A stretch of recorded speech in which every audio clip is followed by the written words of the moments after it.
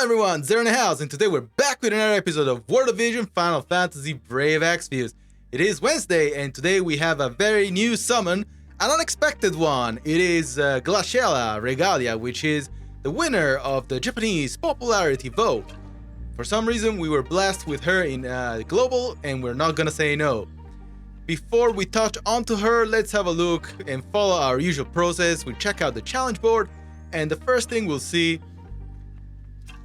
is that we have a challenge board specifically for her. So this is nothing out of the ordinary. You guys are very familiar with this. If you pull her, you'll be able to get her. So good luck with that. Going on to the summons. This is something that is absolutely appreciated.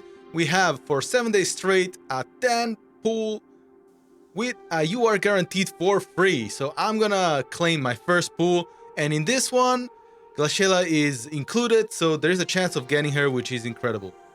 So we'll see what we get. So yeah, I got a vision card, and that's it. Moving on. We have a standard banner for Glaciela Regalia, and her rates are up to 0.8% to getting her. Nothing out of the ordinary. Again, nothing out of the ordinary here. We have her 9-step banner. Well, it's not even her 9-step banner. There's a 9-step banner with an up rate for her. I think I'm gonna start using that lingo now. I'm not sure why anyone would do this. You get a 3-step 10 summon with MR guaranteed. Why? I mean, like, the first pull is 1000, but other than that, why would you do that to yourself? I've definitely spent that visual somewhere else. Now, this is perhaps one of the more controversial banners. For 6,000 paid visual, you have a guaranteed of getting a cost 100. And I would like to remind anyone that is thinking about this that if you're doing this just to pull for UR Glaciela, you have a 25% chance of getting her. And like anyone in this pool, no one is limited. So don't stress yourself. Focus on the free pools every day where there's a UR guaranteed. And if you extinguish those, then on the last day, you might want to consider doing this. But remember, the 1.5 anniversary is coming soon. So why would you want to spend 6,000 paid visual on a chance of getting, like a cost 100 unit that is in the pool? What if you end up with someone that already exists, like Gilgamesh? Most people would have Gilgamesh leveled up by now. Imagine the disappointment you'd have if you pulled him. It's still a chance. So in my books, I wouldn't touch this one. Now, this is something a bit more interesting. If you're lacking in vision cards, this is something I would consider pulling. I am missing a couple of interesting vision cards like Phoenix in my main account. But again, like, I am waiting for the 1.5 anniversary where, we're gonna get like probably a 10 UR paid banner. We've seen those before, so I'm gonna hold my horses and hope for a nice banner to come up in a couple of weeks.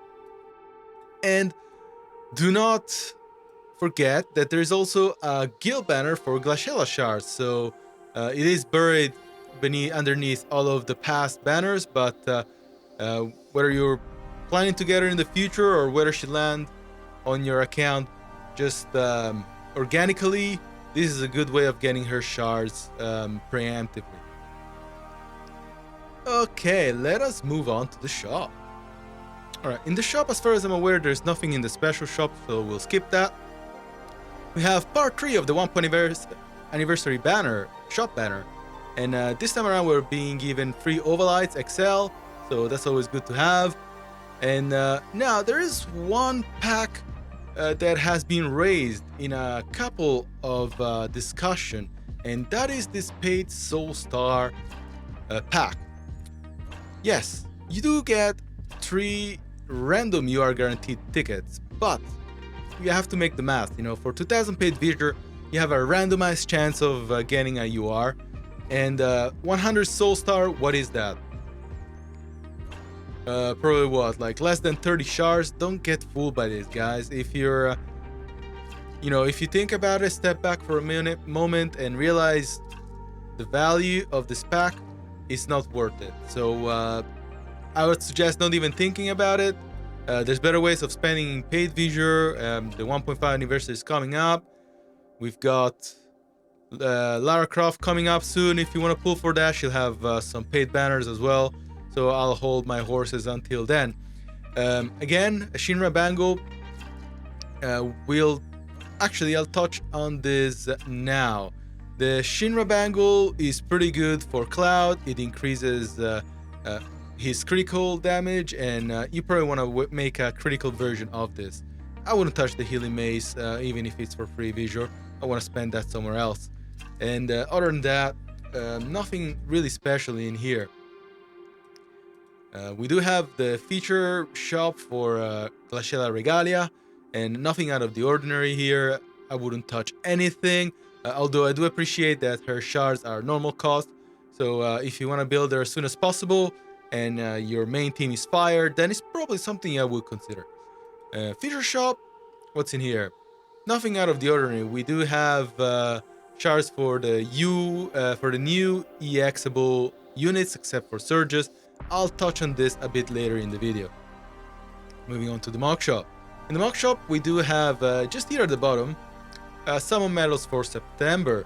And you do get the chance to PD Regalia, Glaciela, and it doesn't seem like there's much else in here. So perhaps devs did keep in account that people are not going to be pulling this much this week. So they didn't fill this Mog Shop with much. Nonetheless, if you're trying to pull for Glaciela and you get her, then you can use the medals into this Mog Shop. Okay, let's go directly onto the far plane. A couple of things to touch. Let's go straight to the base then. And we have two Espers that can be level 3 this time around. The first one is Siren. Siren now gets some really cool perks. One is water attack up, so it affects both physical damagers and mages that deal water damage. And you can decrease your activation cast time for attacks up to negative 200. I think that's 2 or 3 clicks.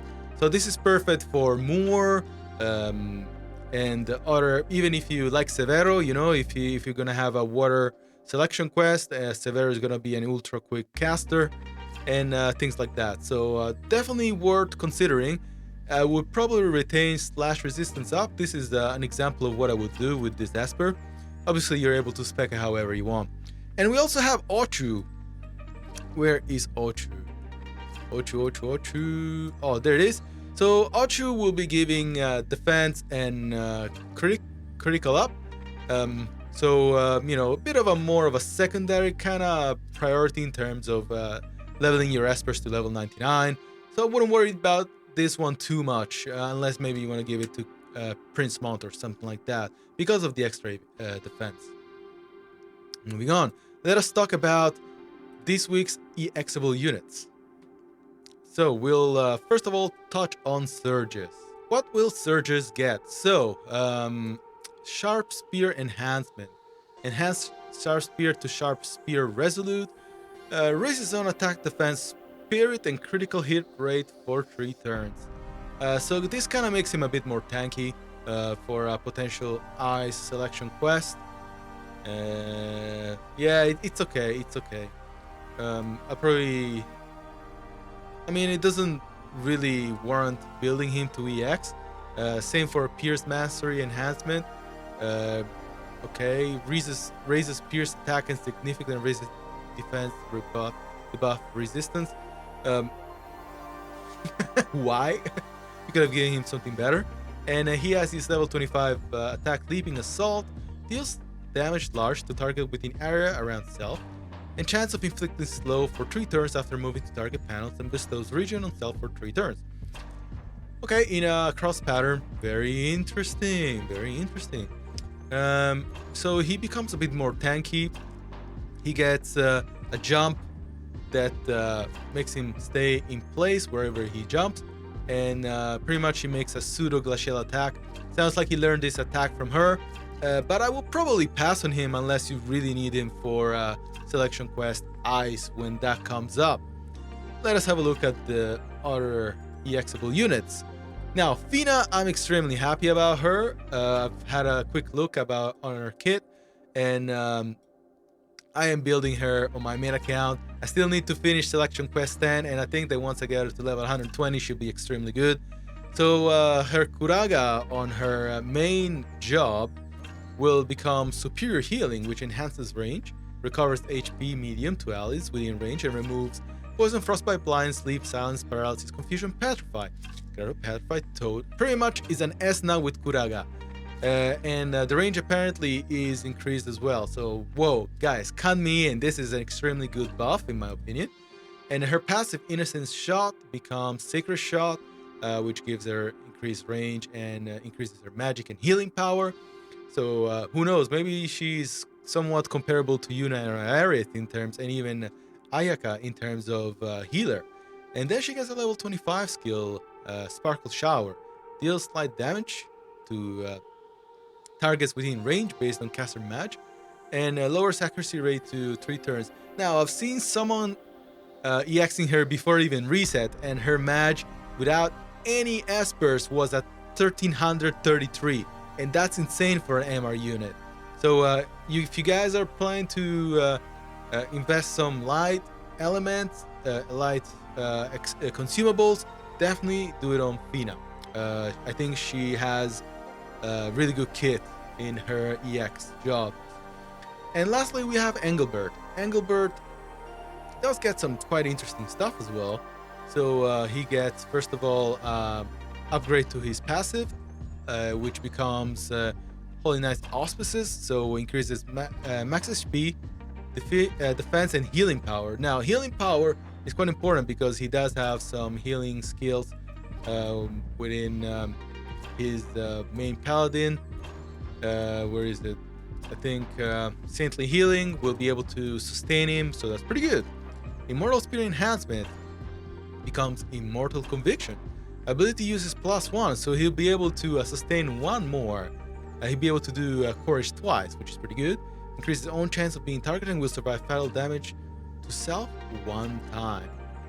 So that makes him a pseudo Halloween Ryu without the TMR. So imagine giving him the Ryu TMR and then having him this skill. He'll pretty much rival Zazan in terms of survivability on paper. And lastly, Retribution Drain. Raises his own defense piercing rate, then deals light damage to target and raises damage according to the amount of own HP lost and absorbs portion of damage dealt. And given that this is a medium scalable attack, I think that's really good. I think he's going to become an even more relevant tank with these buffs. I would probably consider him maybe a secondary, what's it called, priority. We already have really good tanks. If you have Wall, if you have what's his name, King Mont and Rain, then I wouldn't worry too much about him.